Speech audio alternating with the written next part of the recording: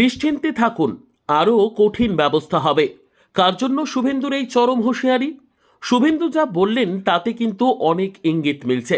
বলা যেতে পারে পশ্চিমবঙ্গের রাজনৈতিক প্রেক্ষাপটে নতুন করে পরিবর্তনের সুর শোনা যাচ্ছে। বিধানসভায় দাঁড়িয়ে মুখ্যমন্ত্রী শুভেন্দু অধিকারী যেন রাজ্যের অপরাধ ও দুর্নীতির সংস্কৃতির মূলে চরম আঘাত হানলেন।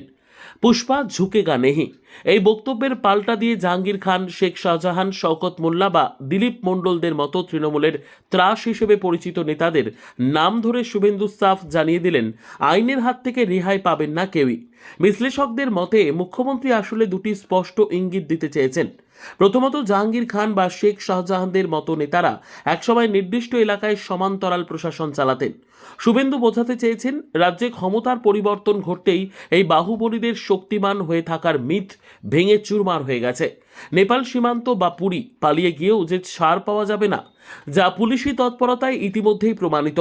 মুখ্যমন্ত্রী আশ্বস্ত করেছেন, এই সমস্ত অপরাধীদের বিচার সুনিশ্চিত করা এই সরকারের দায়িত্ব। সেই সঙ্গে সাধারণ মানুষের মনে আইনের শাসন প্রতিষ্ঠা করতে সরকার দায়বদ্ধ। দ্বিতীয়ত, স্কুল, পুরসভা নিয়োগ, 100 দিনের কাজ, বালি কয়লা পাচার থেকে শুরু করে লক্ষ্মীর ভাণ্ডার ও ত্রাণের টাকা চুরির মতো পাহাড় প্রমাণ দুর্নীতির বিরুদ্ধে এবার চূড়ান্ত আইনি খাঁড়া নামতে চলেছে। শুভেন্দু অধিকারী বিধানসভায় দাঁড়িয়ে যে ইঙ্গিত দিলেন তা আগামী দিনে দুর্নীতিবাজদের জন্য এক চরম দুঃস্বপ্ন হতে চলেছে। তিনি স্পষ্ট করে বলেছেন, দুর্নীতিতে অভিযুক্তদের শুধু জেলেই ভরা হবে না, চুরি করা টাকায় বানানো সম্পত্তি বাজেয়াপ্ত করে নিলাম করার আইন আনছে বিজেপি সরকার।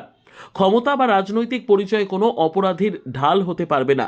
রাজনৈতিক মহলের মতে শুভেন্দু অধিকারীর এই আপোষহীন অবস্থান আসলে বাংলার রাজনীতিতে দুর্নীতি অবসানের এক ব্লু প্রিন্ট। তিনি স্পষ্ট করে দিলেন, জনগণের টাকা যারা লুটেছে তাদের আর্থিকভাবেও দেউলিয়া করে দেওয়া হবে। আর মুখ্যমন্ত্রীর এই কড়া বার্তাই সাধারণ মানুষের মনে ফিরিয়ে আনবে আইনের প্রতি আস্থা।